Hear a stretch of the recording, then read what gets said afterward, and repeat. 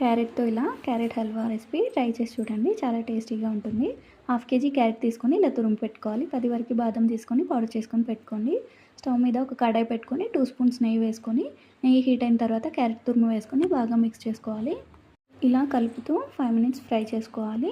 5 minutes తర్వాత half litre పాలు పోసుకొని బాగా మిక్స్ చేసుకోవాలి. ఇందులో బాదం పౌడర్, హాఫ్ కప్ షుగర్ వేసుకొని బాగా మిక్స్ చేసుకోవాలి. ఒక మూత పెట్టుకొని 10 మినిట్స్ ఉడకబెట్టుకోండి. సిమ్లో పెట్టుకోవాలి. 10 మినిట్స్ తర్వాత క్యారెట్ ఉడికింది.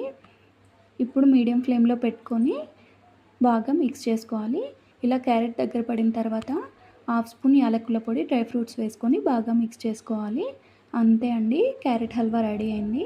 ఇప్పుడు ఒక బౌల్లో తీసుకొని డ్రై ఫ్రూట్స్తో గార్నిష్ చేసుకుంటే క్యారెట్ హల్వా రెడీ అయింది. ఎంతో టేస్టీ క్యారెట్ హల్వా రెడీ. మీకు ఈ వీడియో కనుక నచ్చినట్లయితే ఒక లైక్